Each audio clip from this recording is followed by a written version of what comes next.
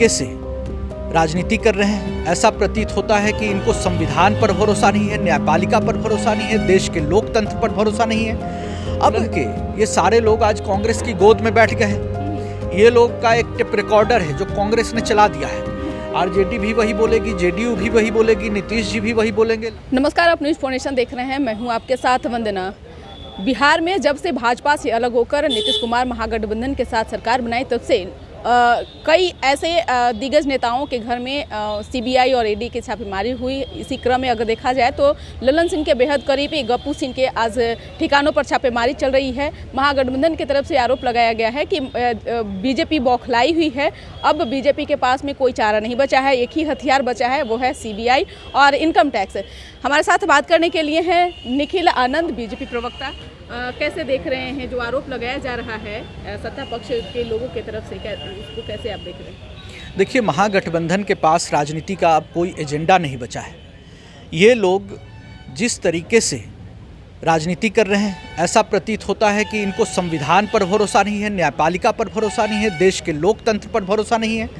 अब income tax अगर कहीं जांच कर रही है, छापेमारी कर रही है, ईडी के छापे पड़ते हैं, सीबीआई जांच कर रही है या सीबीआई पूछताछ करती है, तो हर बार महागठबंधन की ओर से ये आरोप लगता है कि ये राजनीतिक तौर पर किए जा रहे हैं।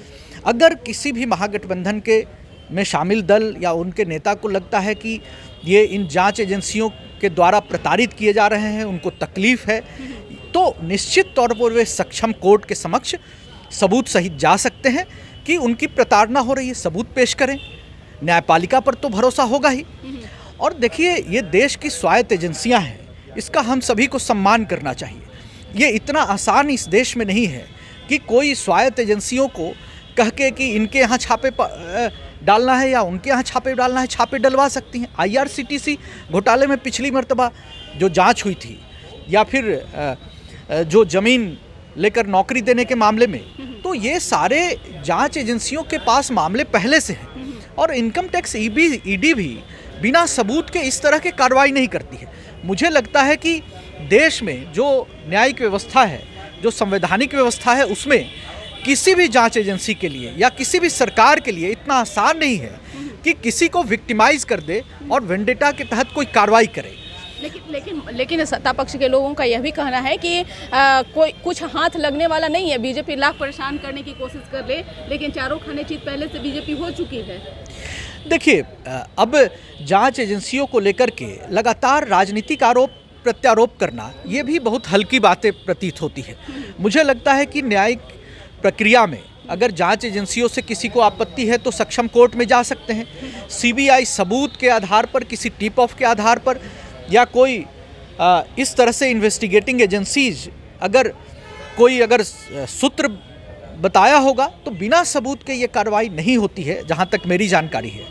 और सभी को स्वतंत्रता है। अगर जिनके यहाँ छापे पड़े हैं उनको भी अगर लगता है कि कहीं ना कहीं उनकी प्रताड़ना हुई है, अगर जांच एजेंसियां गलत हैं, तो उनको सक्षम कोर्ट में निश्चित तौर पर घसीट सकते हैं। उनके पास उतनी ही न्यायालय के समक्ष और संविधान ने उतनी ही ताकत दी है जितना अन्य किसी को। ये भी कह रहे हैं कि बिहार में 2 सीटों पर उपचुनाव होना है और यही कारण है कि बीजेपी पहले ही से हार के कगार पर है, जानबूझकर के इस तरह के चीज़ों को आगे सामने ला रही है। देखिए, इतना आसान नहीं होता है कि कहीं अगर छापे पड़ जाए तो जो चुनावी प्रक्रिया इधर से उधर पलट जाए, इतना आसान नहीं होता है। पिछली मर्तबा भी कई लोगों ने आरोप लगाया, जब आरजेडी के संबंधित लोगों के यहाँ ठिकाने हुए पर छापे पड़े, जिस दिन विश्वास प्रस्ताव था, तो हमने सभी को यही कहा कि देखिए, इन छापों से विश्वास प्रस्ताव या विश्वास मत, जब महागठबंधन के पास एडिक्वेट नंबर हैं और वो उनको कोई फर्क नहीं पड़ना है, तो ये आरोप लगाना कि ये छापे राजनीतिक हैं, ये गलत है। वो छापों की उनका एक अलग तरीका होता है। जांच एजेंसियां अपना एक टाइमलाइन डिसाइड करती हैं, उसको इस तरह से राजनीति से जबरन जोड़कर अपनी बात कहने के लिए, राजनीति करने के लिए ये आरोप प्रत्यारोप भले ही चल जाए, लेकिन इस तरह के आरोप प्रत्यारोप से कुछ ललन सिंह भी कह रहे हैं कि ये तो होना ही था, हमको पहले ही से पता था। देखिए, अब ललन सिंह जी क्या कह रहे हैं, अब जेपी आंदोलन के ये सारे लोग आज कांग्रेस की गोद में बैठ गए हैं। ये लोग का एक टेप रिकॉर्डर है जो कांग्रेस ने चला दिया है। आरजेडी भी वही बोलेगी, जेडीयू भी वही बोलेगी, नीतीश जी भी वही बोलेंगे, लालू जी भी वही बोलेंगे, ललन सिंह जी भी वही बोलेंगे, जो कांग्रेस ने टेप रिकॉर्डर चलाया हुआ है। और कांग्रेस के कालखंड में ये तो जांच एजेंसियों की बात है, सीधे सीधे सरकारों को, रामकृष्ण हेगड़े से लेकर के वो एनटी रामाराव की सरकार हो, कितनी चुनी गई सरकारों को सीधे वो राष्ट्रपति शासन लगा देना, ये सारी काम कांग्रेस करती रही है। भारतीय जनता पार्टी ने लोकतंत्र की जड़ों को मजबूत किया है, स्वायत्त एजेंसियों को पूरी स्वतंत्रता है काम करने की। सब सही है, लेकिन ऐसा नहीं लग रहा है कि चुन चुन कर कुछ नेताओं के घर में ही छापेमारी पर, ये क्या लगता है कि बीजेपी के सारे नेता दूध के धुले हुए हैं क्या? नहीं, अगर किसी के पास भी किसी पर भी आरोप है, निश्चित तौर पर जांच एजेंसियों को अगर सबूत होगा तो उन सब पर छापे पड़ेंगे, ऐसा नहीं है। और मुझे लगता है कि देश में एक लोकतंत्र है और न्यायालय है, किसी को भी किसी के खिलाफ अगर कोई बात है या कोई ऐसा सबूत है तो सक्षम न्यायालय में या सार्वजनिक करना चाहिए कि ये लोग गलत हैं, उन पर निश्चित तौर पर किसी पर भी छापे पड़ सकते हैं। तावड़े जी भी, विनोद तावड़े भी पटना में है, 3 दिवसीय बैठक होने वाली है और कहा जा रहा है कि इस बार अति पिछड़ों की राजनीति बीजेपी जोर शोर से कर रही है। क्या लगता है कि प्रदेश अध्यक्ष के लिस्ट में भी कई सारे नाम हैं और कई ऐसे चीज़ों पर जो है चर्चा होने वाली है, क्या कुछ है खबरें सर? देखिए, जो विनोद तावड़े जी हैं, बहुत ही कद्दावर नेता हैं महाराष्ट्र के, बहुत ही कम उम्र में उन्होंने राजनीति की सुर्खियां बटोरी, राजनीतिक फलक पर आए, नेतृत्व क्षमता हम सभी ने देखा है और उनका जो संगठन का एक अनुभव है, निश्चित तौर पर भारतीय जनता पार्टी को उसका लाभ मिलेगा, उनकी नेतृत्व क्षमता को। और उनके नेतृत्व में ये जो बिहार की आज महागठबंधन सरकार है, उसका एक बेटर अल्टरनेटिव के तौर पर भारतीय जनता पार्टी खुद को प्रस्तुत करेगी। और संगठन की एक प्रक्रिया है जिसके तहत अध्यक्ष चुने जाने की प्रक्रिया है, वो तो शीर्ष नेताओं का विषय है, लेकिन निश्चित तौर पर भारतीय जनता पार्टी बिल्कुल ज़मीनी धरातल पर और स्ट्रेंथन करेगी और मजबूत बनेगी। और नीतीश कुमार जी ने जिस तरीके से न्यायालय को इग्नोर करके, न्यायालय के जो सलाह सुझाव है उसको इग्नोर करके, सुप्रीम कोर्ट के, और आज निकाय चुनाव में अति पिछड़ों को चीट करने का काम किया और अब हाय तौबा मचा रहे हैं। नीतीश कुमार जी एक्सपोज हो चुके हैं।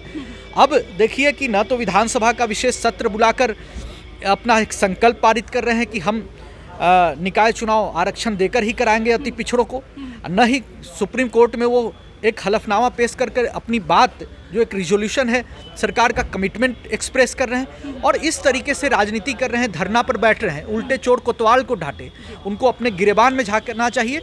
नीतीश कुमार जी एक्सपोज हो गए हैं और लालू जी, नीतीश जी जब एक साथ आते हैं तो बिहार में अति पिछड़ों पर जिस तरीके से कुठाराघात होता है उसी का एग्जाम्पल है। भारतीय जनता पार्टी अति पिछड़ों के हित में, समाज के दलित, शोषित, वंचित के पक्ष में अपनी लड़ाई लड़ती रहेगी।